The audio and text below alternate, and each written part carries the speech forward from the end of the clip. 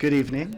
Before we officially begin, I want to announce that there's a white Mercedes with Florida tags, with the letters T, S, and R on those tags.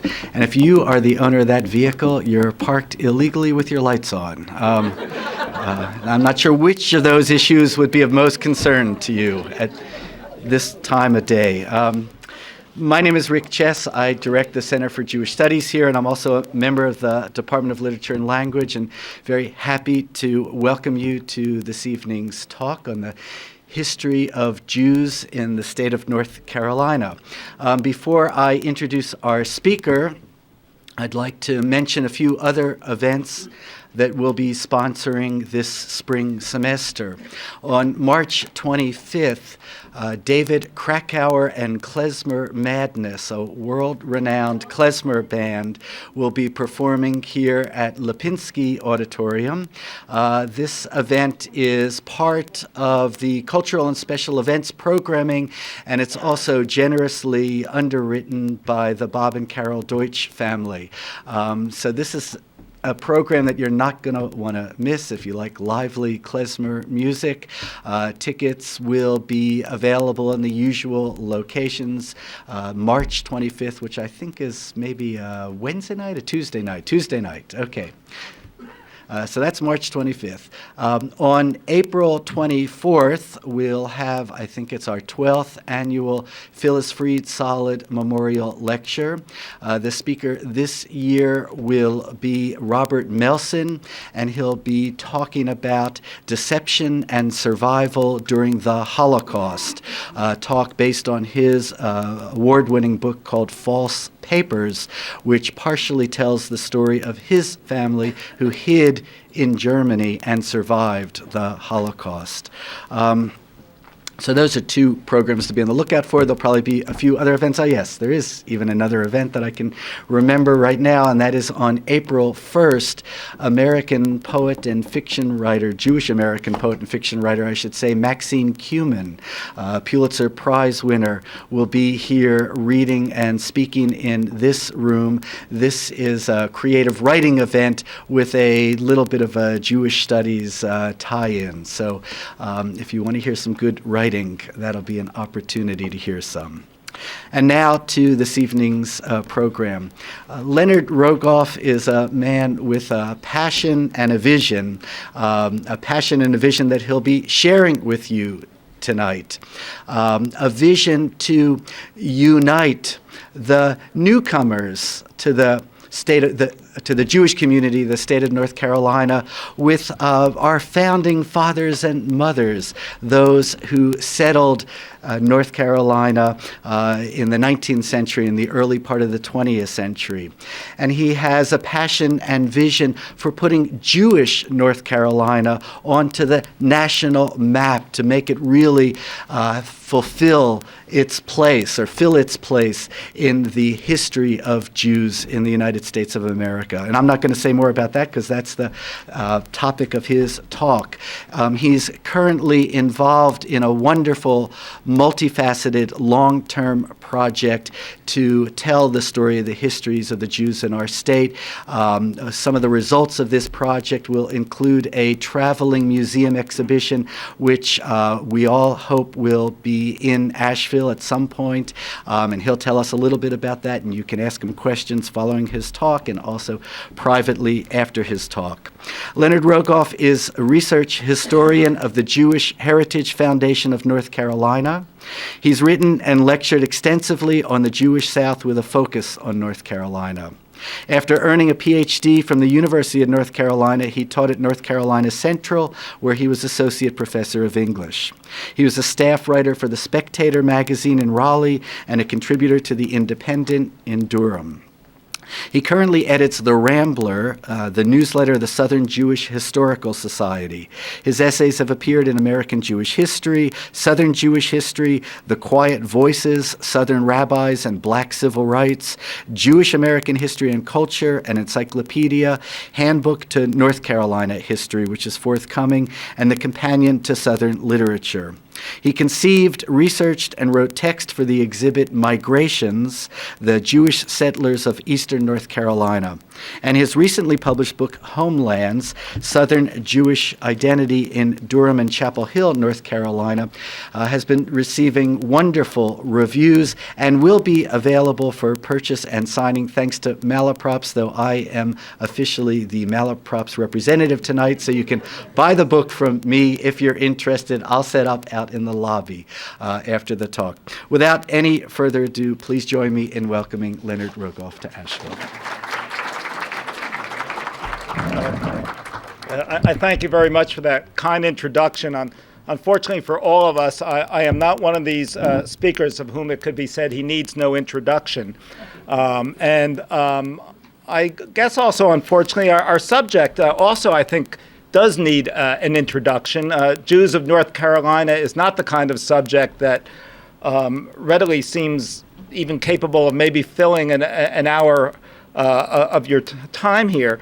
North Carolina has been called a vale of humility between two mountains of conceit, which I never quite understood, because the mountains of conceit were Tidewater, Virginia, and Low Country, South Carolina.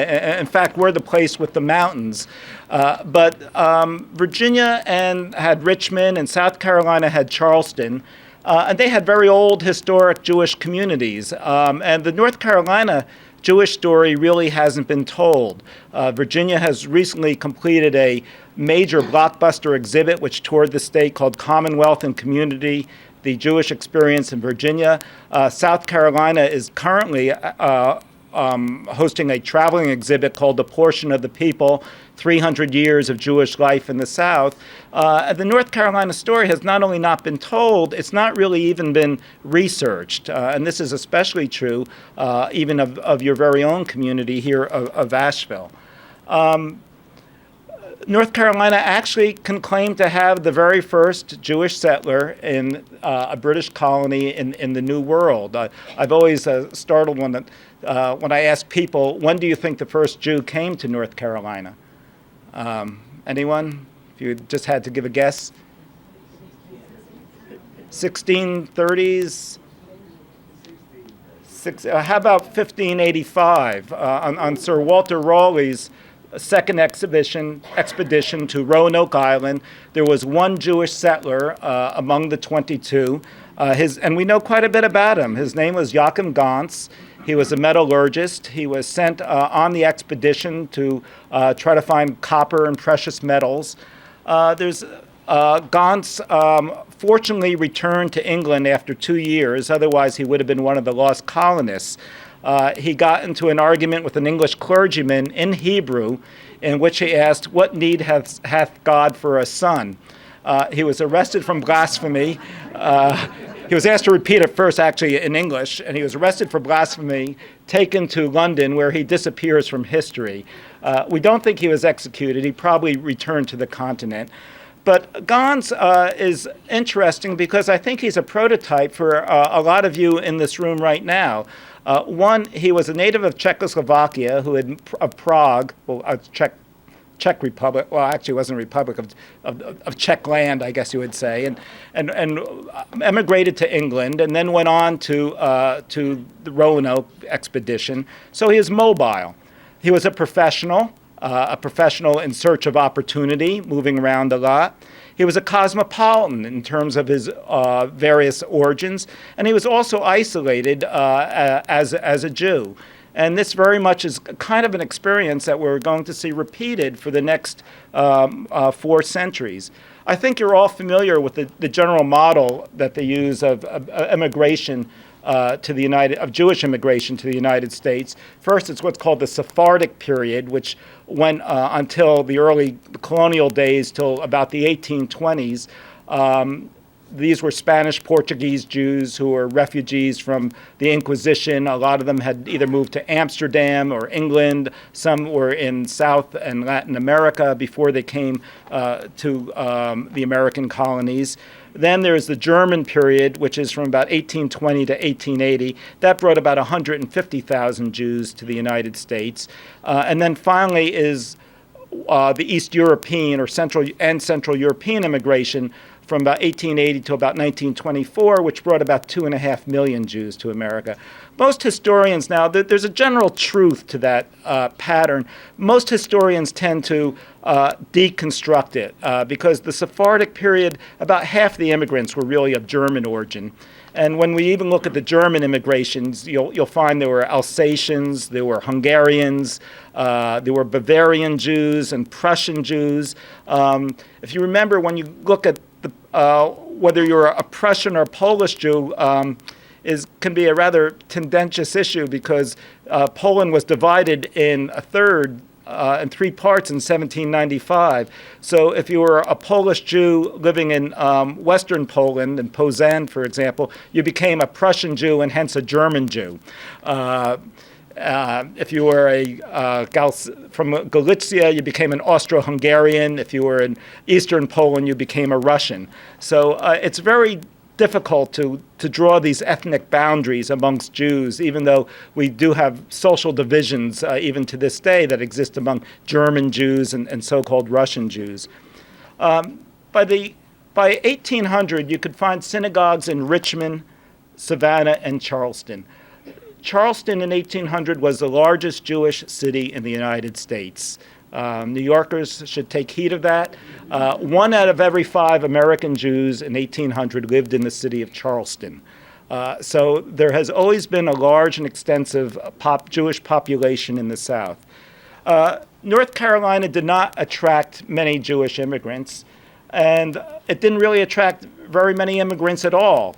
There wasn't really any reason to come to North Carolina. We did not have a Richmond, and we did not have a Charleston, and we did not have a good Atlantic port. Jews tending to be an urban city would settle first in their port cities of arrival, and we did not have the port city to draw a large Jewish population. We do not have navigable rivers, such as the James. You could sail up the James all the way to Richmond. We think of Richmond as an inland city, but it's actually a port. You can get into the Atlantic from Richmond. And same is true of Baltimore and Savannah. We were primarily backwoods. The pirates could be found on the coast. It wasn't a good place to do commerce. That's not to say that there was not a Jewish presence. In the 17th century, for example, there were some settlers who arrived from Barbados and established a little colony in the Cape Fear. There were likely, though we don't know for sure, Jews among them, since there was a significant Jewish mercantile population in Barbados. But we do know that these people from the Barbados colony can be found in Virginia and South Carolina. So there's reason to assume that there were Jews there. There's a 1702 petition that complains about Jews, slaves, and servants voting. So we have little references, small references to Jews, not in terms of being a community, but just in terms of Jewish individuals. In the 1730s, there were small colonies of Jews in Wilmington, and again in the 1790s. And their names are Lopez, Gomez, Rivera. These are very common names among Spanish Portuguese Jews. There were a few Jews in Salisbury in the 1790s when there was a gold rush. I found a reference in a newspaper in New Bern in 1790 to the death of a rabbi, Jacob Abreu. Again, this is a Sephardic name. What a rabbi was doing in New Bern, I don't know.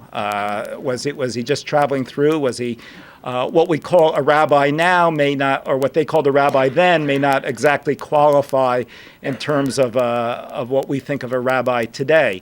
But again, there is indication of Jewish presence.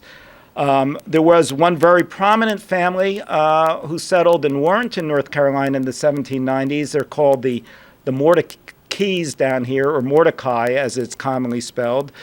Jacob Mordecai was a former president of the Temple Synagogue in Richmond. He was a biblical scholar. He wrote apologetics against Jewish apologetics against missionaries, and he established a female academy in Warrenton, which was considered one of the most progressive schools for women in the country, and is still its curriculum. He taught women not just the useful arts of sewing and music, but also liberal arts, languages, and this was considered quite exceptional for the time. His son Alfred became the first Jew to graduate from West Point. Of Mordecai's 13 children, only 3 of them married Jews, and 4 of them didn't marry at all.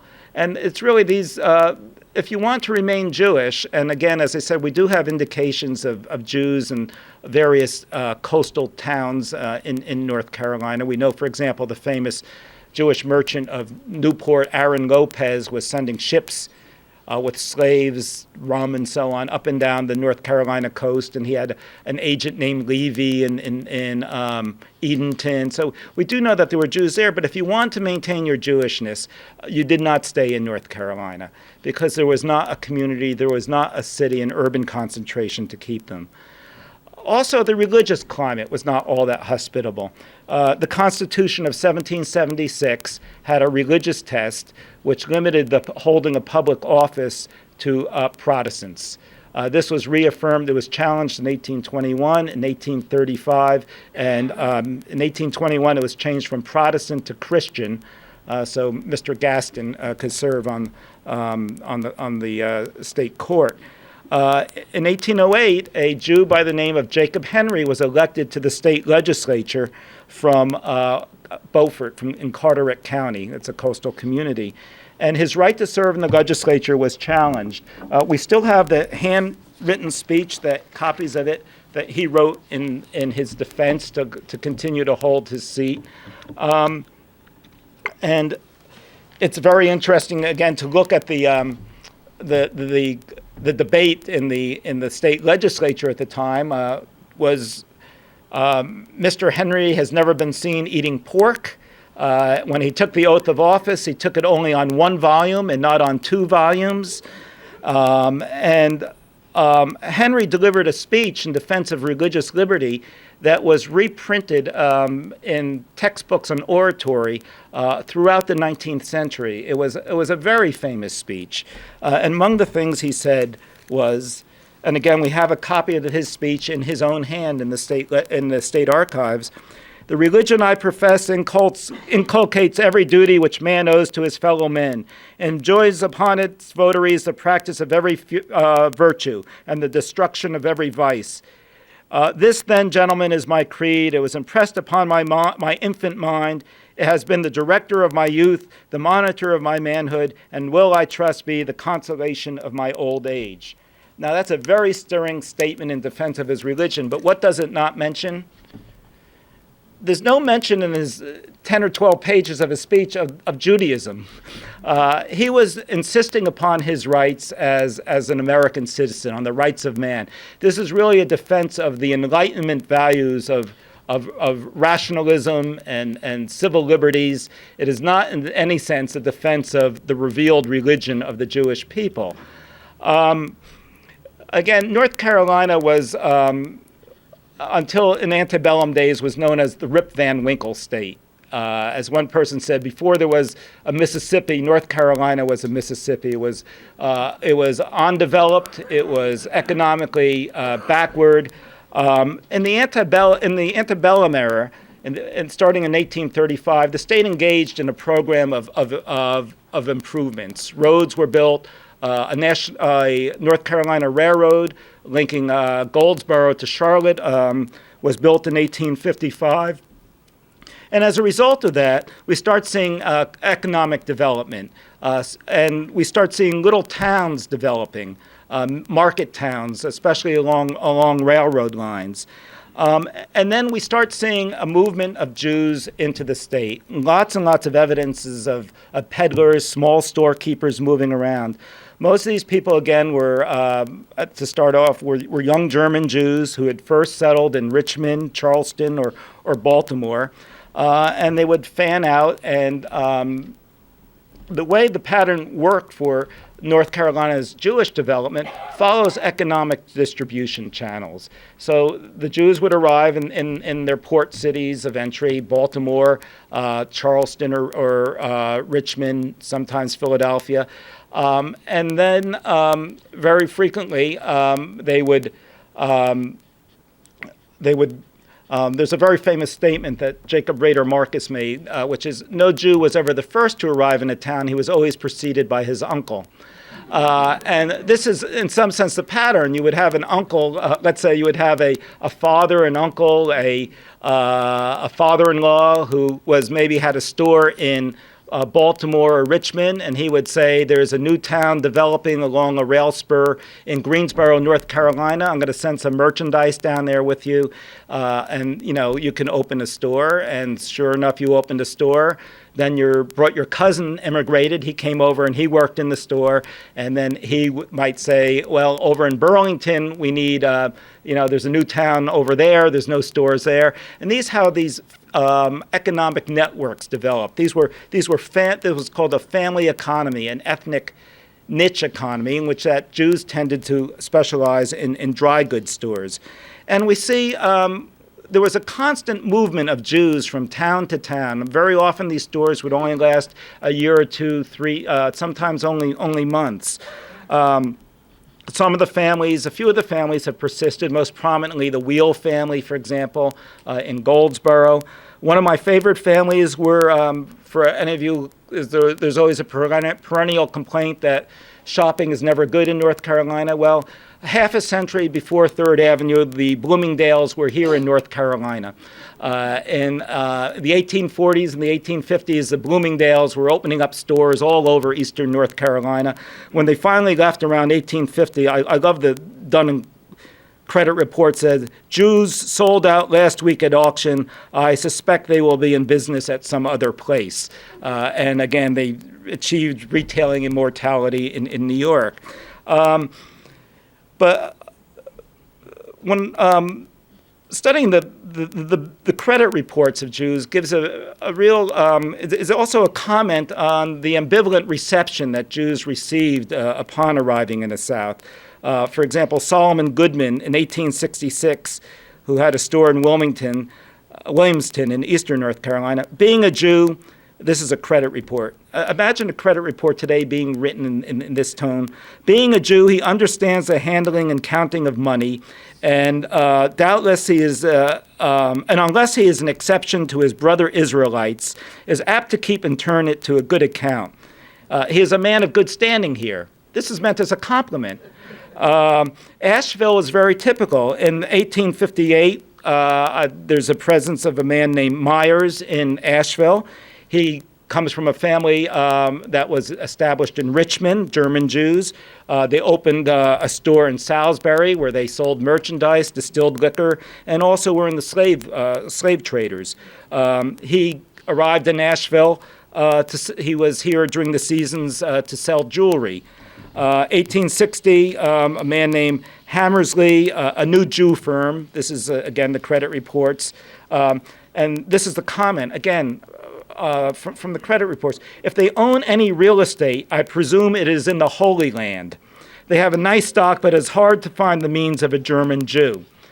You see this kind of comment constantly because unlike most early merchants who were the sons of planters, Jews tended to own nothing but their stock. They didn't own local real estate. They were aliens. They were unknown, and they were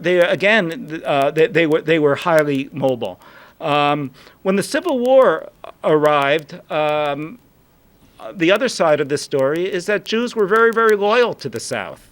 North Carolina contributed some 70. North Carolina Jews contributed some 70 soldiers into the Confederate Army. The ladies in Charlotte had a special appeal and raised $150 to outfit their 11 soldiers. And numbers of Jews were killed, again, fighting for the Confederacy. Finally, in 1868, with slavery abolished constitutionally, the religious test was removed from the North Carolina Constitution. The trends that we are seeing in antebellum era with economic development intensified in the era known as the New South. Southerners knew, especially the old plantation aristocracy, that if the South were going to rebuild itself after the disasters of the Civil War, it needed to industrialize, to develop an economic economy. And Jews were very much welcome in the South. The Richmond Whig newspaper reported welcomed Jews to Richmond because it said where there are no Jews, there's no money to be made. But again, Jews were an urban people, they were a mercantile people, and they brought new sources of capital with them. Since they operated their own internal economy, they were usually financed by family and relatives, as I said, in Baltimore or Richmond. So the South very much welcomed the Jews to help create the commercial infrastructure that would lead to the rebuilding of a new South. And what we start seeing are the development of mill and market towns as railroads spread in places and Jewish communities developing in places like Fayetteville, Goldsboro, Statesville, Durham, Tarboro in the 1870s. There's one Jew now living in Tarboro. In the 1870s, not only was there a synagogue, there was a B'nai B'rith chapter, a YMHA, and a Jewish literary society. By 1878, there were 16 North Carolina towns that could claim Jewish community. And some of the Jews were very instrumental in building the industrial South, most notably the Cohn family of Greensboro. They built the world's largest, I believe it's the world's, but certainly the South's and America's largest textile mill in Greensboro. The pattern repeated itself that these communities, again, were tied to the distribution centers. In most towns, for example, Tarboro described itself as a colony, the Tarboro Jewish community as a colony of Richmond. The Wheel family in Goldsboro, I think, is very, very characteristic. They were two German brothers, Bavarian brothers, who first settled in Baltimore. Moved to Goldsboro, where they opened up a store, and they were supplied by family members with merchandise from Baltimore. They purchased cotton in Goldsboro, which they sent up to their family in Baltimore, who brokered the cotton. And there was this family family business link, a family and ethnic economy. We see the same kind of pattern developing in Asheville. When I looked at the names of some of the early settlers in Asheville, you see names like Whitlock. He came here from Tarboro. They were originally a Richmond family. I believe it was the Whitlocks who made the cheroot cigarette. Sternberg is a South Carolina family. Strausses, you'll see that name in Georgia. Alexander, you'll see that name in Savannah. Again, these are families who are coming from urban centers, ports of entry into the heartland of America.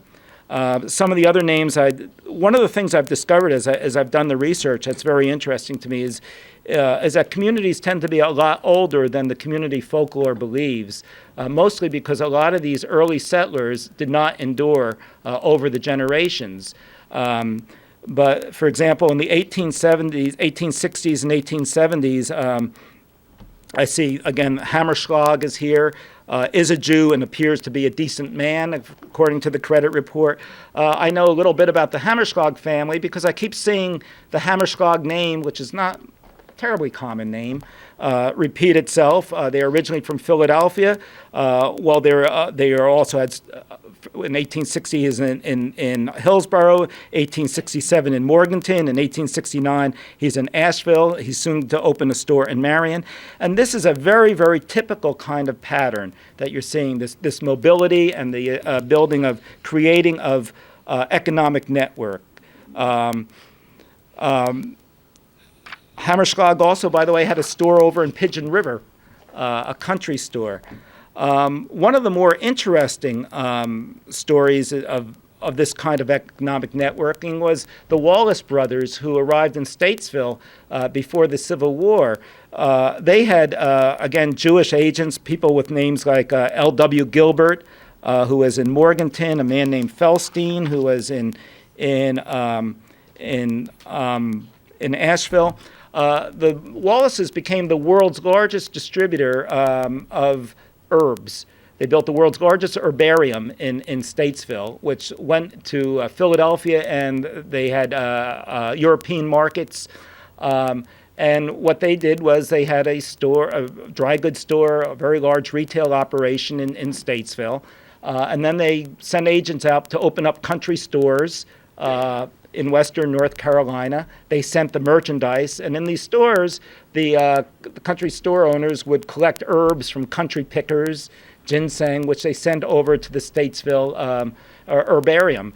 This herbarium, it's been written up in historical journals and so on, persisted until the Prohibition put it out of business. Apparently herbs were needed primarily by the liquor industry to flavor liqueurs, and when the liquor industry collapsed, the herbarium collapsed with it. Again, the reception of Jews was ambivalent. One of my favorite merchants was a man by the name of Morris Cohn, who wrote a mercantile poem, advertisement in 1866 that goes, in 50 lines I cannot tell of all he has and what he sells, but this I know, he's selling cheap and profits large he doesn't reap. He'll take what you bring to sell, and though called Jew, will treat you well.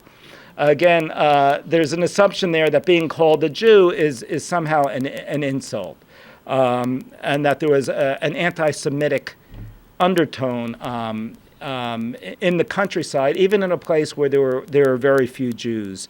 The race of the Jews, Jews were somehow situated, especially with the later immigration, somehow between black and white. They were not black, they didn't have black skin, but on the other hand, they were not Anglo-Saxon Protestant Christians.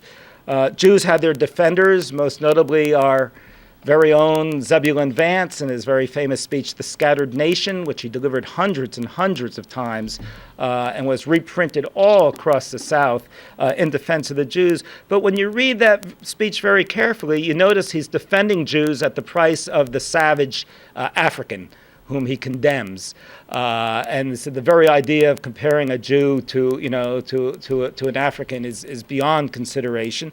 And he also makes a distinction between the German Jews, who are very similar, who are of Western European stock, and who are to be compared to Unitarians, and your East European Jews, who are somehow a little inferior and Talmudic. So again, there is a race consciousness here that persists in Southern society that puts Jews in a rather uncomfortable position. We can see this, if I could tell a little tale of two cities.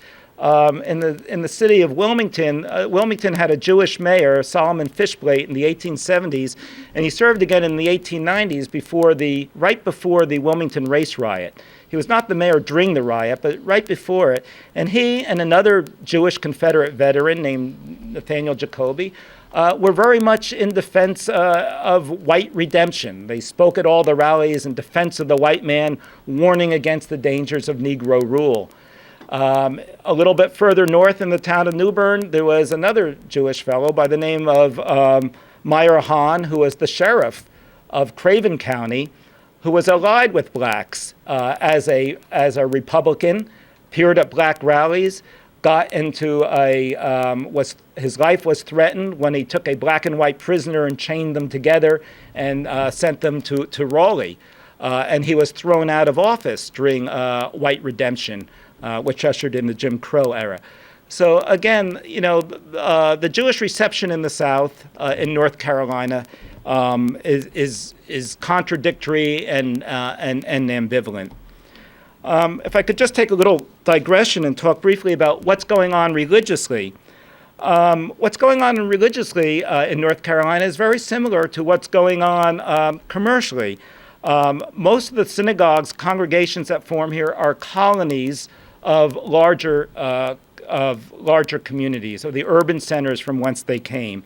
Again, the prototype is the Wheel family. When the Wheels wanted to start a synagogue in the 1880s in Goldsboro, what did they do? Well, all their commercial and family ties were in Baltimore.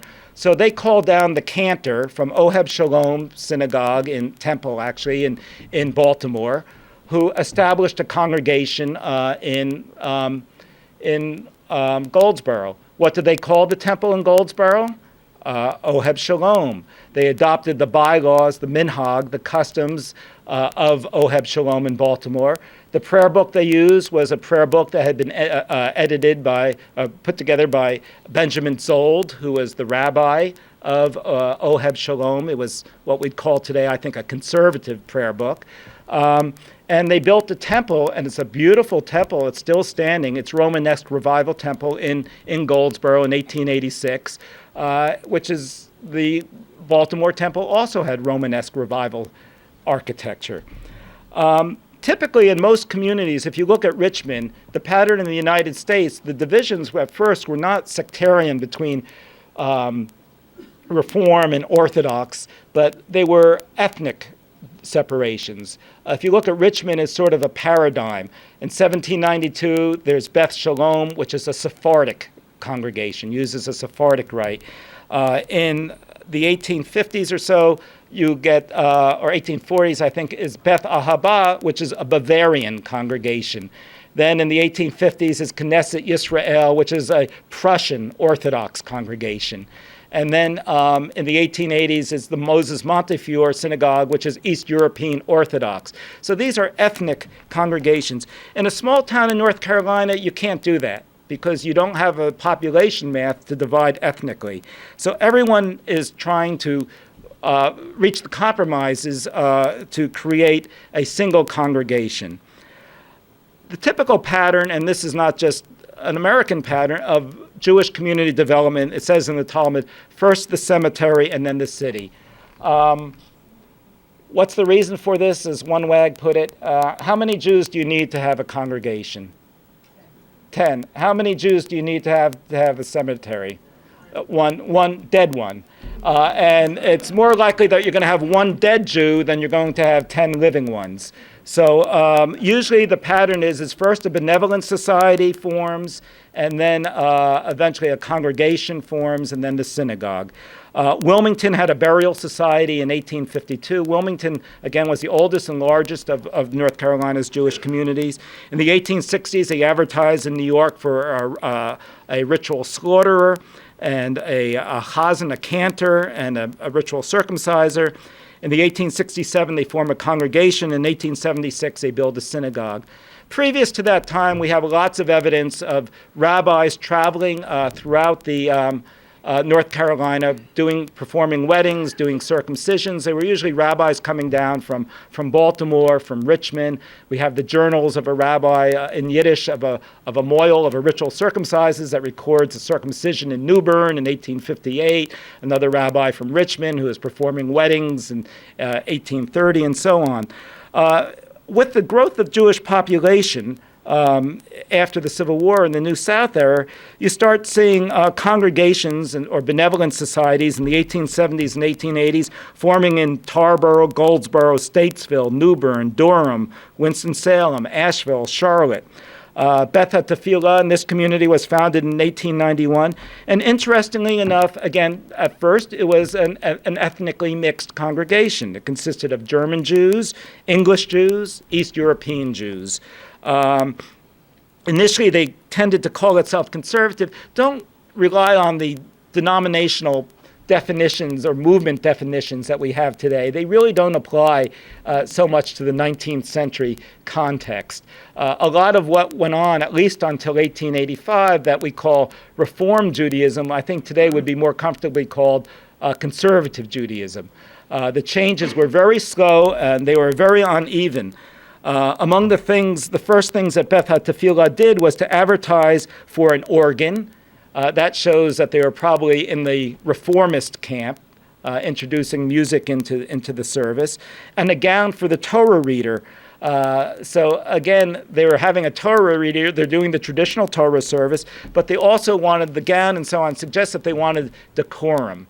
One of the things that a very large issue in American Jewish congregations wasn't so much having to do with theology and religious ideology, but they did not want to appear different. and Jewish congregations started to resemble Protestant models. But the history of Beth HaTefillah, at least in its early days,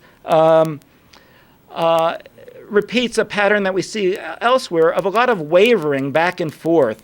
In 1941, I think it was Rabbi Jacobs, wrote a history, and he referred to, quote, Beth Tefillah's seesaw history. Our membership is an amalgamation. In one generation, a Reform group dominated, in another, an Orthodox. And this is very true. If you look at synagogue notes and minutes from other congregations, in Tarboro is a colony of Richmond. Most of its settlers there came from Knesset Yisrael, which was a Prussian congregation in Richmond, which Prussia again was the Polish part of originally a Polish colony, and these people were Polish Orthodox Jews. But we start seeing their minutes immediately. They're writing to Rabbi Isaac Meir Weiss, the founder of Reform Judaism, asking him for advice on how they can reform and change their service. And the Goldsboro Temple, even though it joins the Union of American Hebrew Congregations, which is the governing body of the Reform movement, well into the early 1900s, is still ordering 6 Union prayer books, which are Reform, and 6 of the Benjamin Zold prayer book, which is a bit more conservative. So again, this modern idea of a multi-million congregation actually has historic roots. In Asheville in 1897, the East Europeans broke away to form Bichor Cholim. Again, they got a rabbi from Baltimore. Again, when you went up to Baltimore, not only did you buy your merchandise, that's also where you probably bought your prayer books, where you found your rabbi.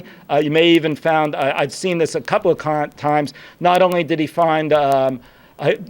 buy his summer goods, but he found himself a wife and brought her back. And this is the buying trips. Again, this is all part of, it's not just a commercial network, it's a religious and a cultural network. The Asheville community is divided, and who do they bring down in 1904 but Dr. Solomon Schechter of the Jewish Theological Seminary, one of the great scholars in the history of Judaism, comes to Asheville to see if he can get the Jewish Theological Seminary. I guess it hadn't been founded till, 1913, is that right? There wasn't really, in a sense, a conservative movement. Schechter the original intention of the Jewish Theological Seminary was to create an American orthodoxy, and an orthodoxy that would accommodate itself to American values. And he tries to reach a compromise and fails. But it wasn't until 1908 that Beth Tefillah joined the Union of American Hebrew Congregations and firmly planted itself in the Reform camp. And that was 23 years after the very famous Pittsburgh Platform, which became the ideological basis of Reform Judaism. Originally, when the Union of American Hebrew Congregations formed, it was an attempt to unify all the congregations in the United States. It was not distinctly a reform movement. But again, that would suggest that there is still some wavering within the congregation. In 1916, as is typical of many communities, Asheville sees a splinter congregation form, Anshe Hasurin. Why it split, we don't know. If it's typical of most congregations, probably the rabbi and the shochet got into a fight. There are personality disputes. There may have been Galicianers and Lithuanians who were having a dispute about, how to recite the Kaddish, and these kinds of things were endemic all across the country. In 1918, Beth HaTefillah is still debating whether it should join the newly formed conservative movement. So again,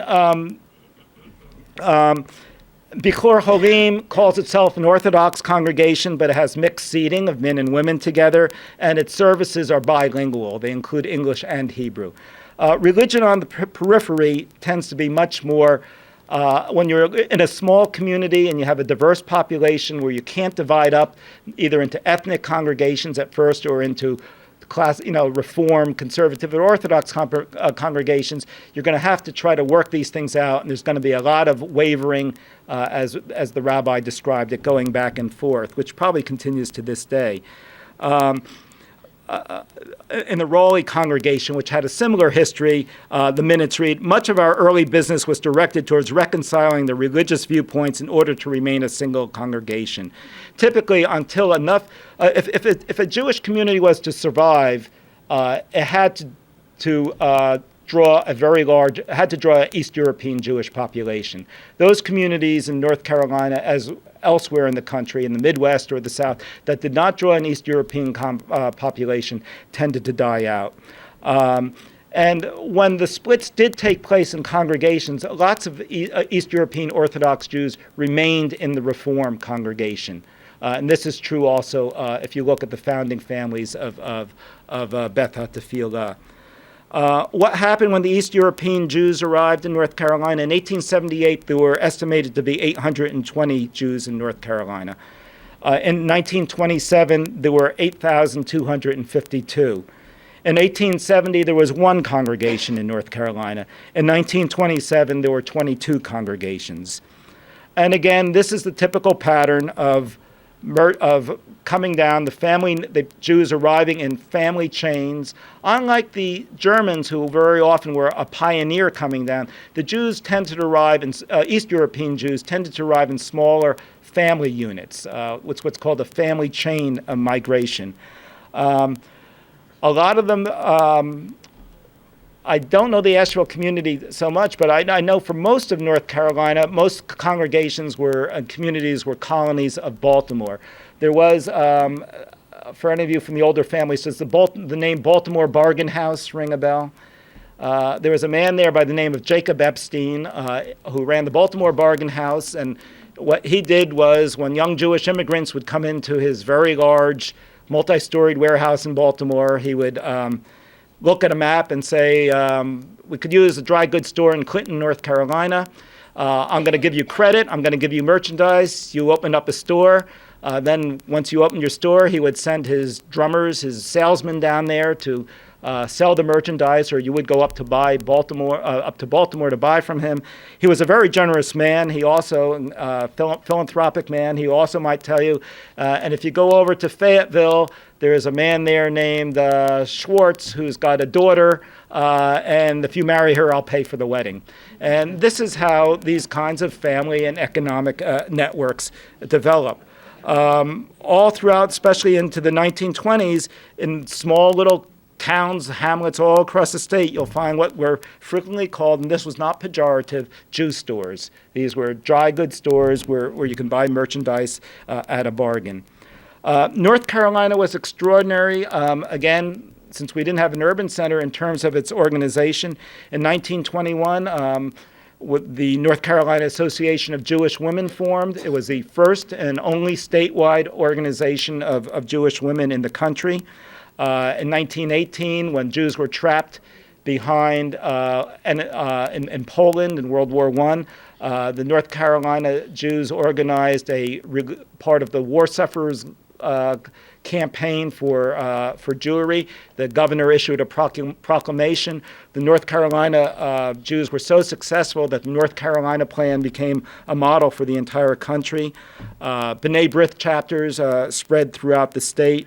And Jews climbed upward with the typical Jewish upward mobility. These little stores became, department stores, spawned other kinds of outlets. The Jews very much prospered. Some of the families, the Brodys, who gave $22 million to East Carolina University. It's now the Brody School of Medicine. Blumenthal's, Cones, some of these families became very, very philanthropic.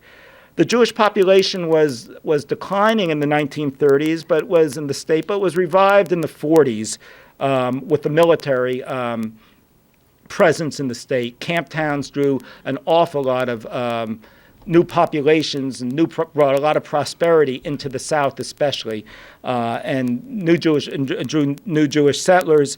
After World War II, we start seeing new Jewish temples, communities arising in places like Whiteville, Lumberton, Hickory, Greenville, are all seeing communities form and synagogues being built. Currently, we have a situation of what is essentially two Souths. We have the booming Sunbelt centers North Carolina Jewish population is growing explosively. In places like Asheville, population is growing with arrival of retirees and professionals, and we have the declining agrarian communities. Greenville in 1986 built a brand new, formed a new congregation and bought a synagogue. At the same time, the communities adjacent to it, Wilson, the Goldsboro community, the synagogue still standing, went out of business. Kinston is dying out. What does Greenville have again that Wilson and Kinston and Goldsboro didn't have? Has a university. So we're seeing in the university towns very, very rapid growth. I understand in Asheville, the arrival of retirees is rapidly increasing the size of the community. The same thing in New Bern. New Bern has a Jewish community dating back to the 1850s, a synagogue built in 1908. The congregation was very close to dying, and then the rapid arrival of retirees to coastal North Carolina revived the community. Though the fellow there told me the median age of membership is about 70. And they only have 2 kids. They have 100 households, 100 members, and only 2 children in their religious school.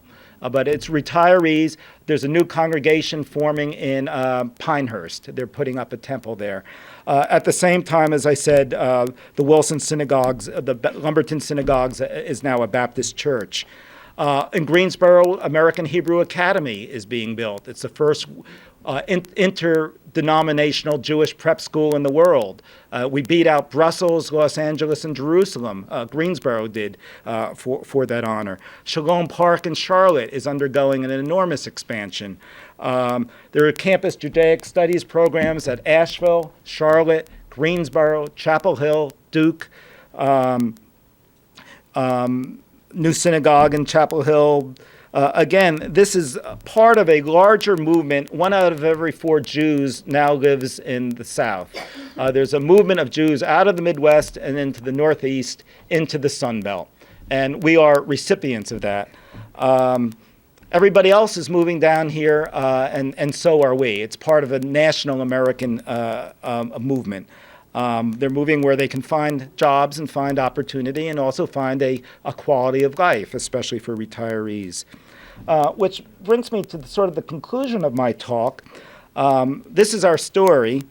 As I mentioned, South Carolina and Virginia have told their stories, and we have not told the Jewish story of North Carolina.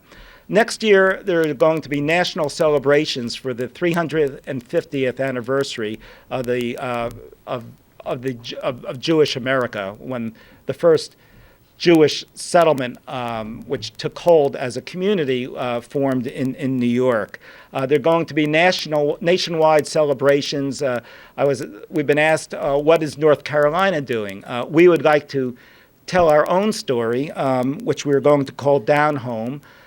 We have 5 museums in North Carolina Museum of History, Cape Fear Museum in Wilmington, Greensboro Historical Museum, Levine Museum of the New South in Charlotte, and UNC Asheville. We hope through their Judaic Studies program that have agreed to host it. There'll be a book, there'll be a documentary film, there'll be a public school curriculum and video for the 350,000 children who study the peoples of North Carolina in 4th and 8th grade, which contains virtually no mention whatsoever of Jews. And part of our reason for doing this is also, and again, I always like to emphasize that all of you here, like Joachim Gans 400 years ago, are part of a continuing story of migration. We have an older established community. I think for the newcomers, there's a sense of arriving in a Jewish terra incognita. And we want to, in some sense, validate the Jewish roots of North Carolina and also try to create what the older generation of Jews had, which was that there really was a sense of North Carolina Jewry as a community. I see the Shockets here. I've traveled. I know when you go travel around eastern North Carolina, they all knew each other from B'nai B'rith, from Wild Acres. They knew each other from being fraternity brothers in Chapel Hill, from dating each other's brothers and sisters. And that sense of North Carolina Jewry as a community has really been lost. And this is an effort, I think, for us to try to recreate it. Rick, do you want to show the film, please? Thank you.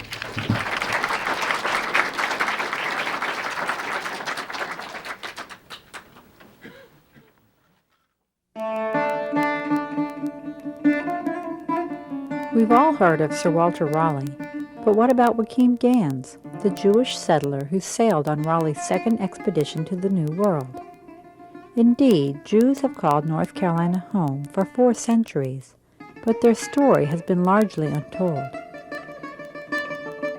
From the lost colony on Roanoke Island, through the Revolutionary and Civil Wars, to the tides of migration from Germany and Eastern Europe in the mid-19th and 20th centuries, Jews have played a significant role in our state's history.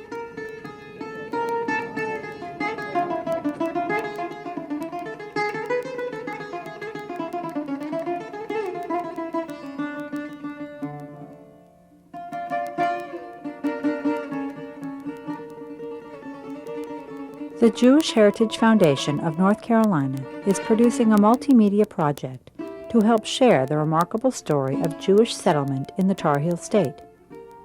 Its focus will be social history, capturing the spirit of a people who held to their religious and cultural traditions while embracing the nation that had given them new opportunity. Nobody discussed where they were from in those days. They wanted to be American. Jews met with a surprising level of acceptance, and there were many ways in which Jewish and Southern cultures intertwined, from family farms to family stores, from battlefields to football fields. Early Jewish pioneers helped establish trade routes linking North Carolina with the world. Jews opened stores in small towns across the state, often becoming highly successful merchants. The Southern Jewish store was sort of a community, and the salesmen would come in, and most of the salesmen on the road were Jewish. And I can remember my father speaking Yiddish to the salesmen who would come by, and they would want to sell their merchandise to him, and he would have a wonderful time just talking to them in Yiddish. In larger communities, such as Durham, Jewish neighborhoods flourished. We bought a house on Roxborough Street, which was just a pure Jewish ghetto.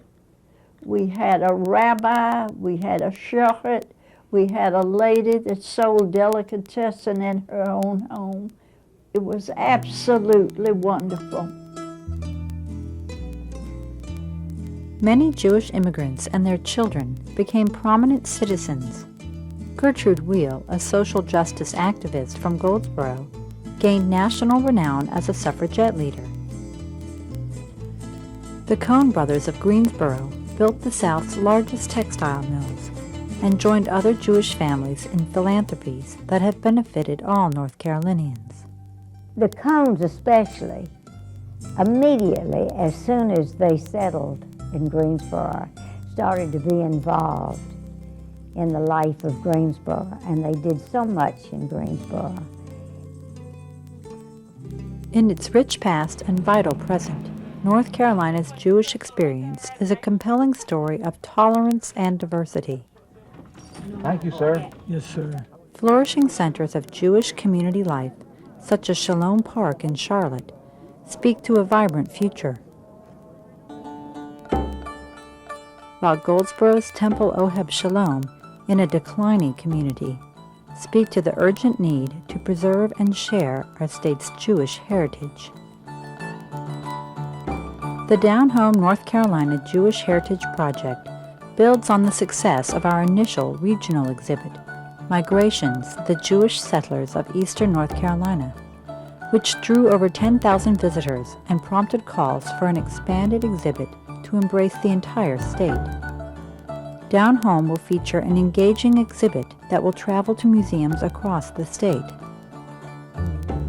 A television documentary and companion educational video and teaching guide.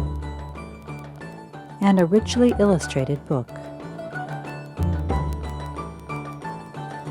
As North Carolina grows in diversity, the Down Home Project offers a sense of the rich traditions represented by the Jewish experience here. The story of the North Carolina Jews illustrates how the best of Southern culture can blend with the pride and distinctive traditions of newcomers. Down Home honors our past as it looks to the future of a multicultural North Carolina.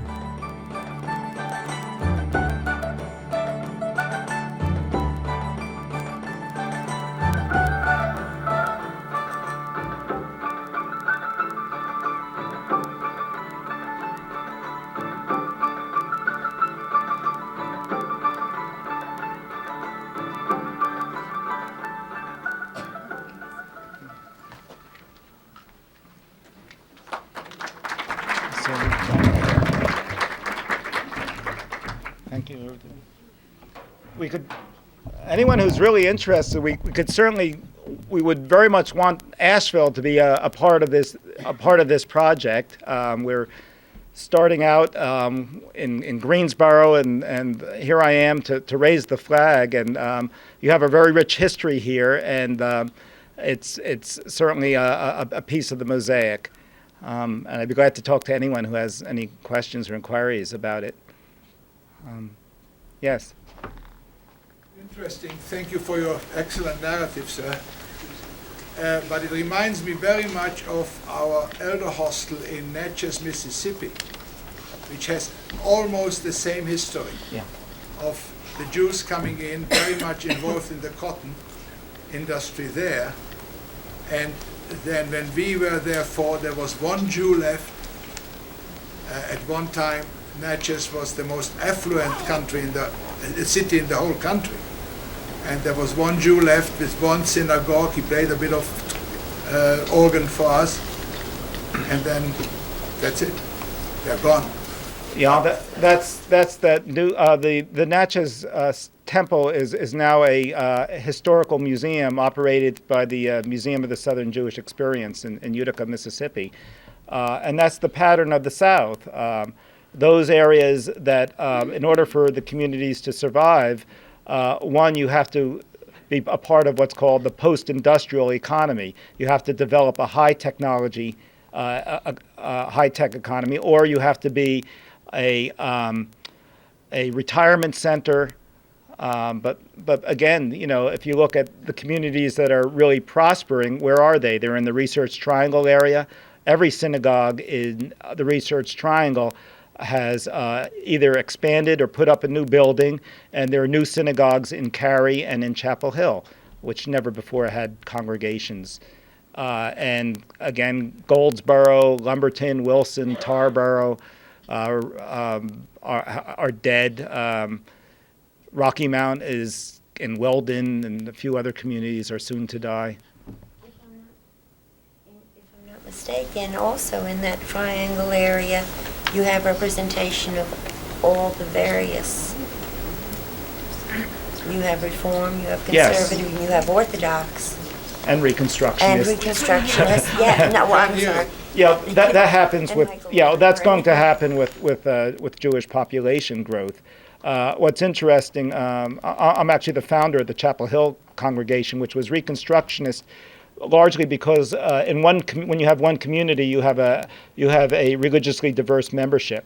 So you have to figure out a way. The fastest growing phenomenon now in the American Jewish landscape is the multi-minyan, the multi-congregational congregation, where, for example, in Durham, the congregation houses both Orthodox worship and conservative worship. Our congregation has 2 or 3 separate worship groups. But that happens in a smaller community where you have one congregation. And this is again a pattern that goes back well over 100 years in North Carolina. In Goldsboro, North Carolina, and Raleigh, they were doing this 100 years ago, 2 congregations under one roof. Anyone else? Yes. Made reference, as did the film, to the traditional Jewish entrepreneurial focus within the dry goods industry, and the role of that factor in planting Jewish colonies in the trading towns What is known about the origins of that focus itself? Of Jewish mercantilism? Yes. That has fairly complex relationships. I mean, one, historically, Jews have always been a trading people and a migratory people.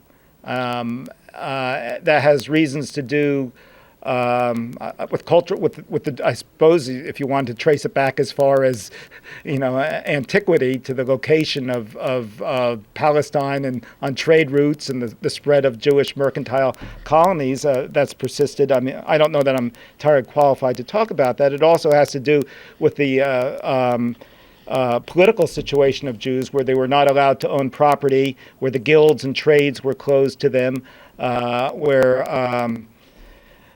the glass ceiling was located in the basement.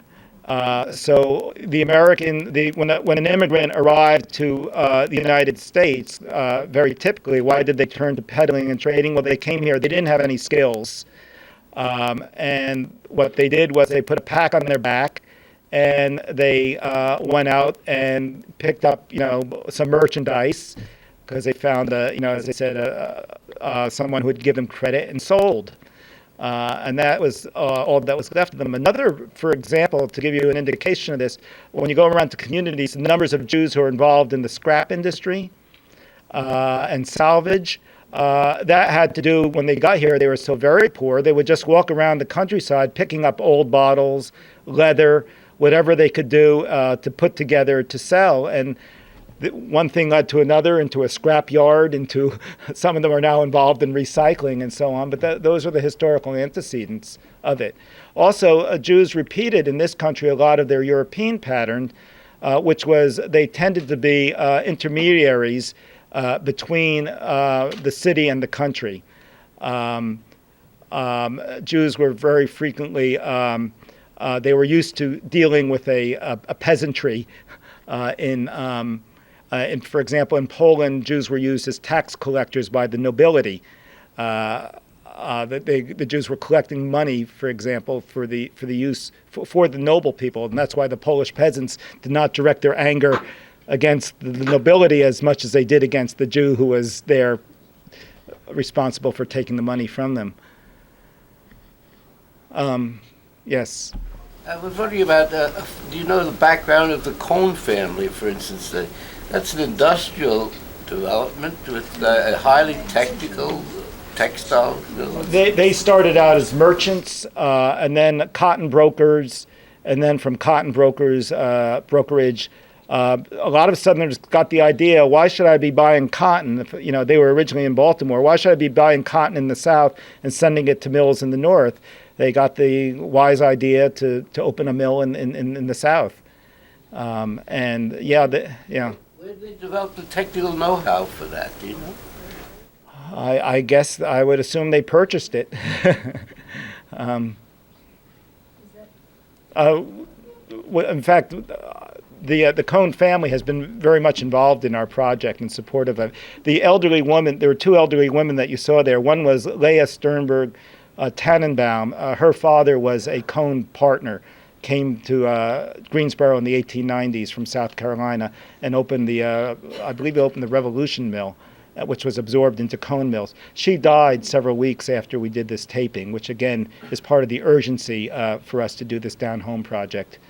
The other woman, by the way, is 96 years old and has a mind sharper than, I dare say, anyone in this room. Yes? Has your research revealed anything about non-commercial success, early non-commercial success of people in the professions? I mean, was there resistance to people in the legal profession or the medical profession, or were they also eventually becoming Or as, for example, Harry Golden? Yeah, well, yeah, I mean, you do find, I mean, that's coming pretty recently into the modern period. You do find occasional, maybe in New Bern there was a Jewish, quote, professor who was giving music and language lessons, and there were people like that. If you look at the universities, a Jew doesn't teach at UNC until the late 1880s, for example. Chapel Hill was regarded as the especially during the era of Frank Porter Graham, as the place to go that did not maintain a quota. And the Jewish faculty presence doesn't really start either at Chapel Hill or at Duke, which in the 1930s, I've seen statistics. At Duke, it was pretty much limited to 3% of the student body at Duke, which persisted till about 1961 or so when they had racial integration. The medical school was 15% Jewish. So there was a glass ceiling, or a quota system, I should say, very much in effect. But you do see